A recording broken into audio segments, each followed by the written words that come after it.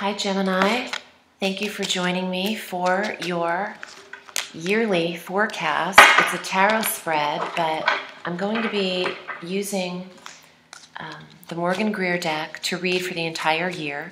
I'll be going over each month's astrological aspects and some transits that I found important to discuss. I'm also drawing an angel card for the year for you, as well as an animal totem card for you for the year. If you're interested in getting this reading for yourself, you can do so on my website and just select a 90 or 60-minute option and let me know in the comments section that you'd like the yearly reading.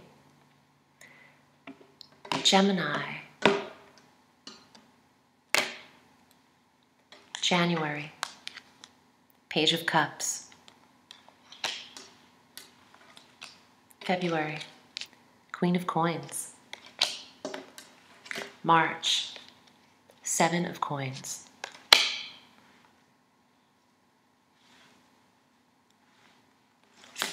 April. Four of Cups. May. The Star. June.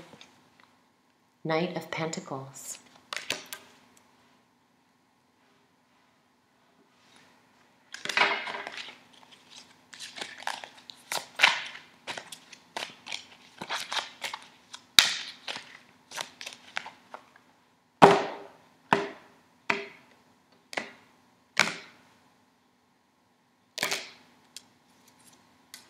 July, August, September, October, November, and December. Gemmy, look at all these coin cards on top. Now, I'm loving the vibe of this. On January 1st, we have our eclipse in water, and that is at 11 degrees of Cancer in your second house of income, of earnings. And this eclipse energy is an invitation coming in to shake things up in this sector for you.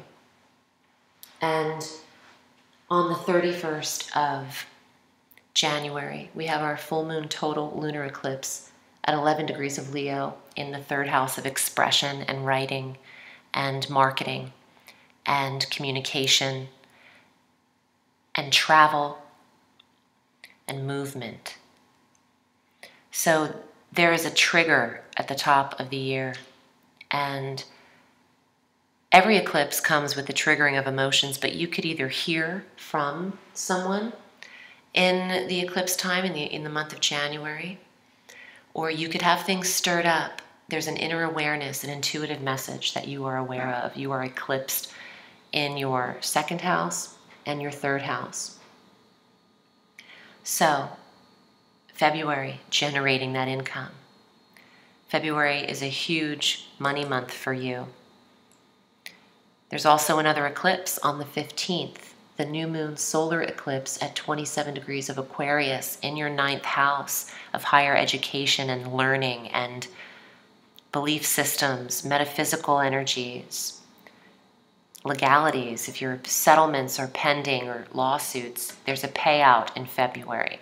It's also an earth sign female, Taurus, Virgo, or Capricorn, who could be influencing you in a positive way, giving you more money. It's a card of promotion, property, land, accrual. In March, more proof of your hard work is paying off as we approach spring and the equinox.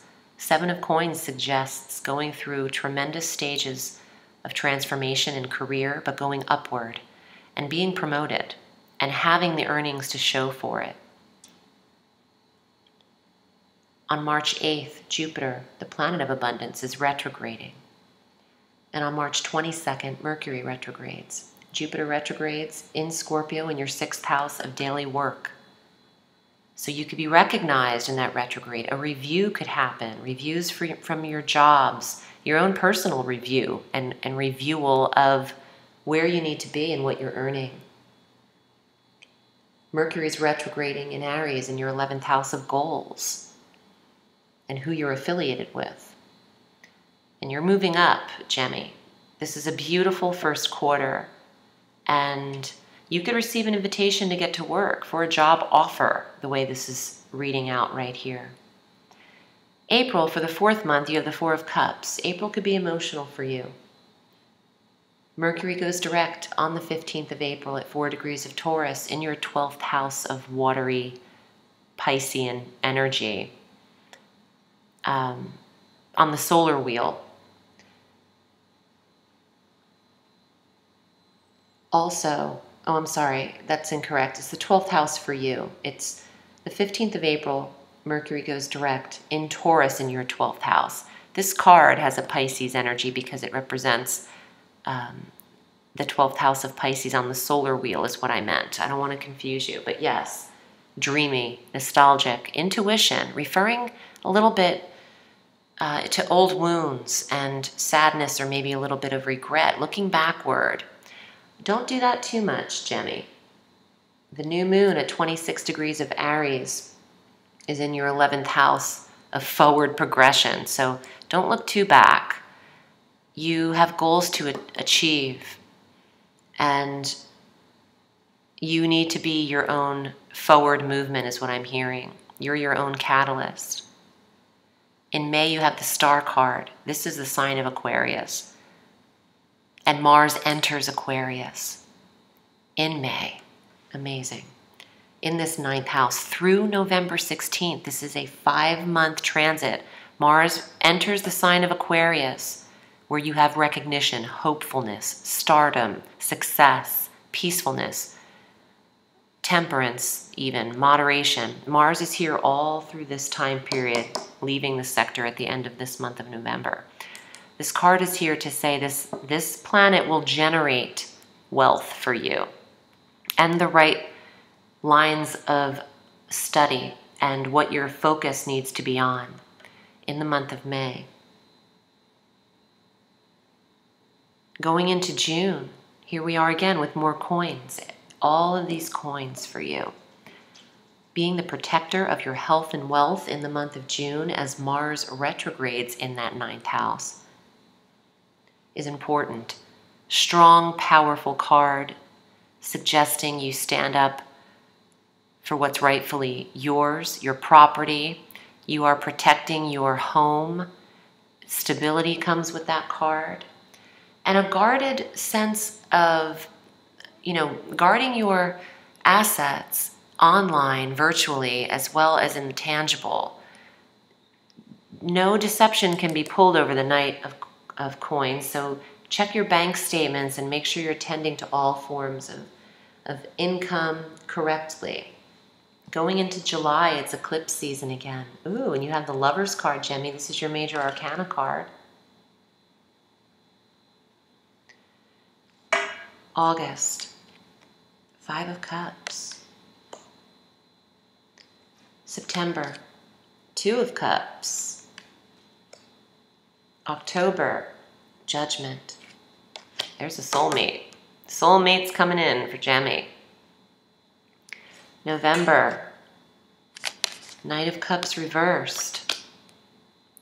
December, excellent. 9 of Coins. Look at this. Ending on the coins. Heavy. My favorite card next to the High Priestess. I love the 9 of Coins in this deck in particular. So, Gemini, July, you're eclipsed on July 12th.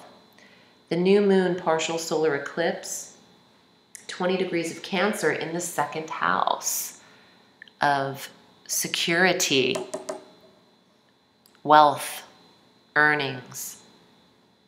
May is preparing you for this energy. And your ruling planet for Gemini, the Lovers, is Mercury, and this planet retrogrades on the 26th of July at 23 degrees of Leo in the 3rd house of expression and communication, where you are initially eclipsed up here. So again, a review, maybe even of past loves. Look at all this. Look at all this karmic energy here. Could be a water sign.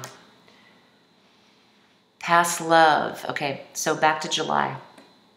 On the 27th, we have a full moon total lunar eclipse at 4 degrees of Aquarius in your 9th house of what is foreign to you and your belief systems. There's a decision here in July for Gemini. Maybe you're torn between two roads, the lover's triangle. And here comes August, 5 of Cups, looking back with a little bit of remorse. And that retrograde is still in effect. Mercury has you looking at a past lover because Mercury will still be retrograde through August 19th in this 3rd house of who's just communicated to you. I think you will hear from a lover from the past. You could have even thought this was a soulmate, or it could be soulmate. And it has you longing for maybe a sense of what used to be.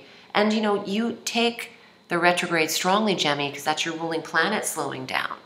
And you do tend to refer back to old connections when he slows down. So in August, you will reflect on someone from the past. See how his head is tilting even in that direction and getting that vibe. Now, it can't be for all of you. And again, if you want a specific reading, we'll get down to it. But this is generally speaking, there's a tone in August of needing to clear a few things up emotionally, digging up old wounds to heal them. And in September, here's the 2 of Cups, just in time for the equinox.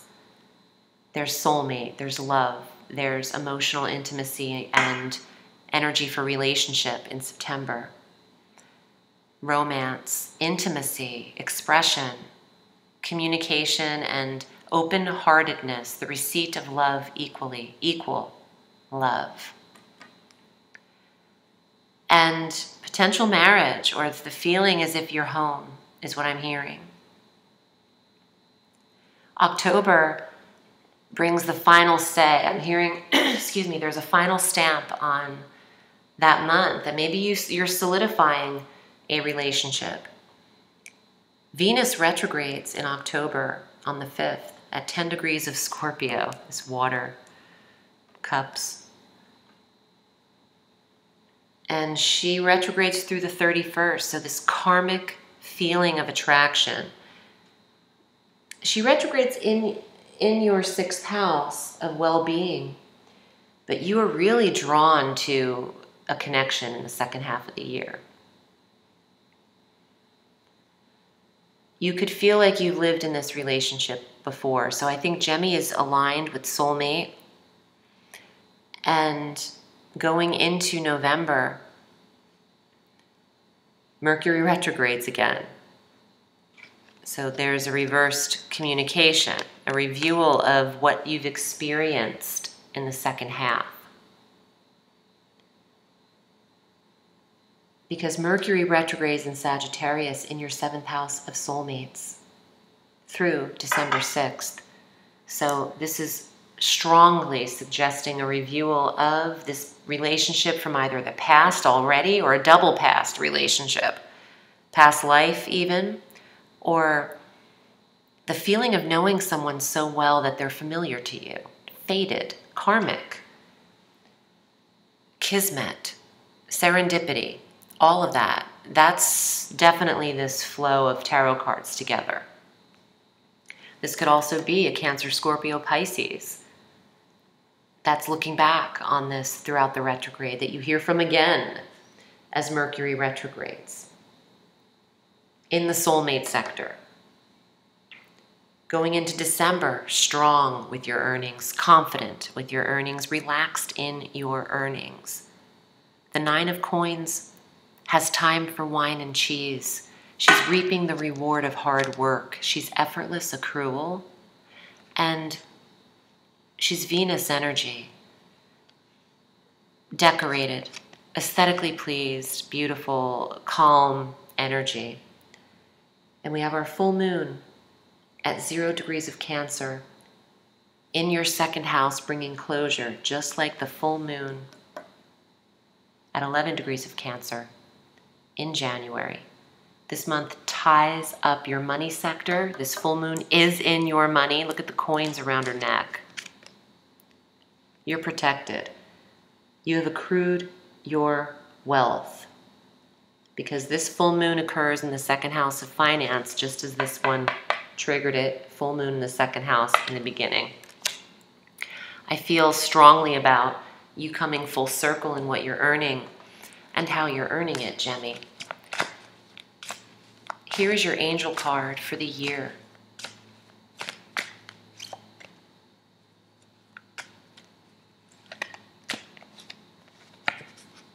Archangel Gabriel.